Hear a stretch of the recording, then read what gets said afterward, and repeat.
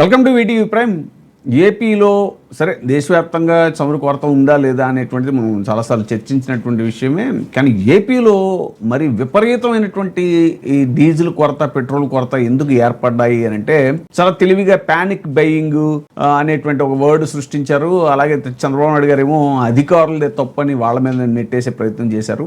సమస్య అలా ఉన్నా కూడా దానివల్ల ఉత్పన్నమైనటువంటి కొత్త సమస్యలు ఏంటి అనేటువంటిది చూస్తే కనుక కూరగాయల రేట్లు విపరీతంగా పెరిగిపోయాయి. సరే రైతులు అల్లాడిపోతున్నారు. ఇవన్నీ ఉండగా ముఖ్యంగా ఇండైరెక్ట్ గా ఎలా ఎఫెక్ట్ అయిందంటే కూరగాయల మీద బాగా ఎఫెక్ట్ అయింది. ఇది మన డీజిల్ సంక్షోభంతో సామాన్యులు విలవిల్లాడుతున్నారు. సిండికేట్ కాంట్రాక్టర్లకు లబ్ధి చేకూర్చే విధంగా నిబంధనలకు విరుద్ధంగా రిటైల్ డీజిల్ని అడ్డదారిలో మళ్లించడంతో ఏపీ ప్రభుత్వం రవాణా వాహనాలకు డీజిల్ దొరక్క నిత్యావసరాలు, కూరగాయల ధరలు విపరీతంగా పెరిగిపోయాయి. వారం వ్యవధిలోనే భారీగా నిత్యావసరాలు, కూరగాయల ధరలతో ప్రజలు బేజారెత్తుతున్నారు.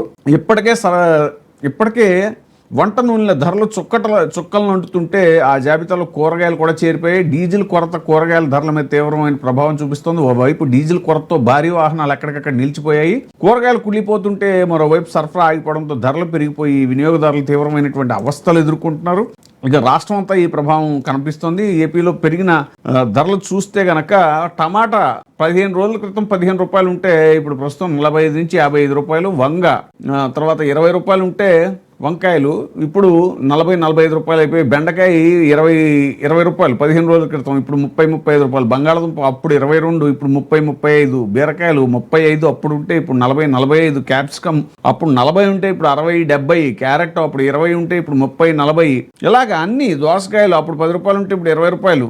చామదుంపలు అప్పుడు 30 రూపాయలు ఉంటే ఇప్పుడు 35 నుంచి 40 రూపాయలు. ఆటోమేటిక్గా పెరుగుతాయి ఇవన్నీ. ఎందుకంటే డీజిల్ ట్రాన్స్పోర్టేషన్, కూరగాయలు ఒక ఏరియాలో పండిన కూరగాయలు ఇంకో ఏరియాకి రావాలి అంటే ఖచ్చితంగా ట్రాన్స్పోర్ట్ డీజిల్ ఖర్చు పెరగగానే ట్రాన్స్పోర్ట్ ఖర్చులు పెరిగిపోతాయి.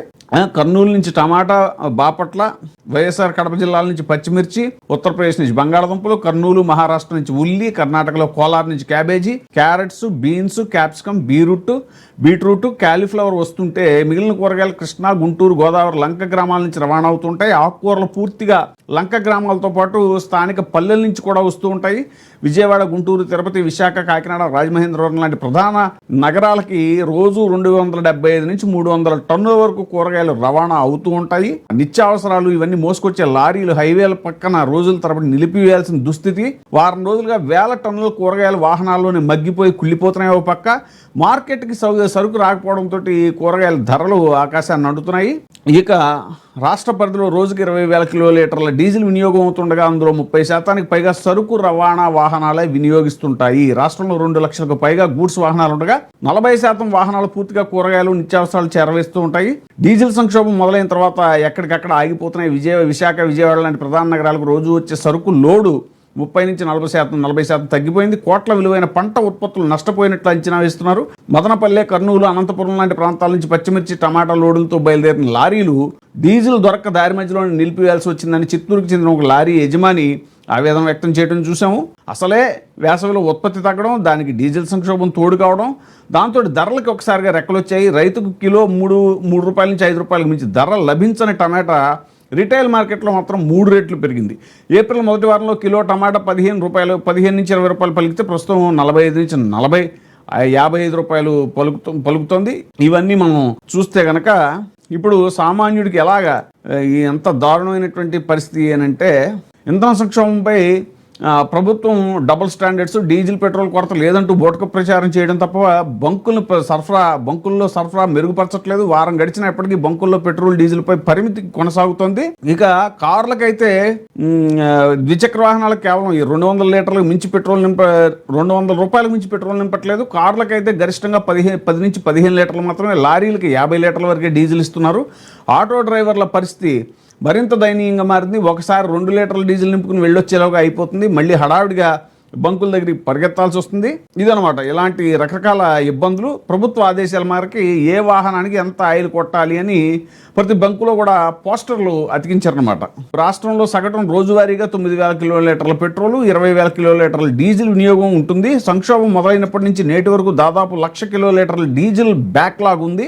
అంటే ఇప్పటికిప్పుడు 1,00,000 కిలోలీటర్ల డీజిల్ అందుబాటులోకి వస్తే తప్ప సాధారణ పరిస్థితి రాదు. మరి మరుసటి రోజు నుంచి యథావిధిగా రోజుకి 20,000 కిలోలీటర్ల వాహనాలు నింపుతుంటారు. అలాంటి వారికి బంకులు క్రెడిట్ ఇంధనం విక్రయిస్తూ ఉంటాయి. ఇప్పుడు ఆ పరిస్థితి లేకపోతుండో రవాణా రంగం కుదేలైంది. డైలీ క్యాబ్ సర్వీసులు, దూర ప్రాంతాలకు సరుకులు చేరవేసే మినీ వ్యాన్లు అర్ధాంతరంగా రోడ్ల పైన ఆగిపోతున్నాయి. ఇక చంద్రబాబు సర్కార్ అధికారంలోకి వచ్చిన తర్వాత ప్రభుత్వం ఆర్థికంగా దివాళా తీస్తోంది. అప్పులపై వడ్డీలు, ఆ వడ్డీలు చెల్లించడానికి మళ్ళీ అప్పులు చేయడంతో పరిపాలన నిట్టుకొస్తుంది. కాబట్టి సామాన్యం పొదుపు సంఘాల క్రెడిట్ పరపతి ఎప్పుడో కుదేలైంది.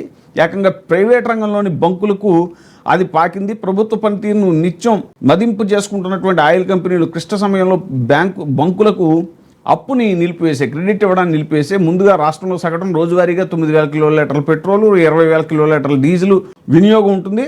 ఈ సంక్షోభం మొదలైనప్పటి నుంచి నేటి వరకు దాదాపు 1,00,000 కిలోలీటర్ల డీజిల్ బ్యాక్లాగ్ ఉంది అనేటువంటిది మనం ఇందాక చర్చించినటువంటి విషయం. సో అసలు ఎందుకు వస్తుంది అని అంటే, అమరావతి పనులు చేస్తున్నటువంటి వాహనాలకి భారీ మొత్తంలో చమురు సరఫరా, దీనికి తోడు మార్కెట్లో సృష్టిస్తున్న పెట్రోల్, డీజిల్ కొరత, ఇవన్నీ మనం చెప్పుకున్నాము. దీని మీద ఇప్పుడు తాజాగా హైకోర్టులో ప్రయోజన వ్యాజ్యం అంటే పిల్ అనమాట, పబ్లిక్ ఇంట్రెస్ట్ లిటిగేషన్ ఒకటి దాఖలైంది. దీని మీద హైకోర్టు స్పందించింది. ఈ వ్యవహారంపై పూర్తి వివరాలతో కౌంటర్లు దాఖలు చేయాలని హైకోర్టు బుధవారం రాష్ట్ర ప్రభుత్వాన్ని, పెట్రోలియం కంపెనీలని ఆదేశించింది. తదుపరి విచారణ నాటికి పెట్రోల్, డీజిల్ లభ్యతకు సంబంధించి క్షేత్రస్థాయిలో పరిస్థితులపై కూడా నివేదిక దాఖలు చేయాలని ఆదేశించింది. తదుపరి విచారణ వచ్చే వారానికి వాయిదా వేసింది. ఈ మేరకు ప్రధాన న్యాయమూర్తి justice Lisa Gill, justice Nainala Jayasurya ధర్మాసనం బుధవారం ఉత్తర్వులు జారీ చేసింది. విజయవాడకు చెందిన ఉమావల్లి హైకోర్టులో ఈ పిల్ దాఖలు చేయడం జరిగింది. ఆ పిటిషన్ తరఫున న్యాయవాది గుండాల శివప్రసాద్ రెడ్డి వాదనలు వినిపిస్తూ ఇంధన కొరత వెనక ఒక మాఫియా ఉంది, అందువల్ల విచారణ నిమిత్తం రిటైర్డ్ జడ్జి నేతృత్వంలో కమిషన్ ఏర్పాటుకు ఆదేశాలు జారీ చేయాలి అని విన్నవించారు. టోటల్గా ఇది చూడండి ఎంత తీవ్ర స్థాయికి ఈ సంక్షోభం వెళ్ళింది అనేటువంటిది. ఇక సుబ్బారెడ్డి గారు, వైఎస్ఆర్సీపీ ఎంపీ వైవి సుబ్బారెడ్డి గారు కూడా అన్నారు ఏంటంటే, దేశంలో ఎక్కడా లేని విధంగా ఏపీ రాష్ట్రంలో డీజిల్, పెట్రోల్ కొరత ఏర్పడింది అని చెప్పేసి ఆయన చెప్పారు. రాష్ట్రంలో డీజిల్ కొరత సృష్టించడానికి ప్రతిపక్షాలు కుట్ర చేస్తున్నాయని అసత్య ప్రచారం చేయటం అనేటువంటిది సిగ్గుచేటు.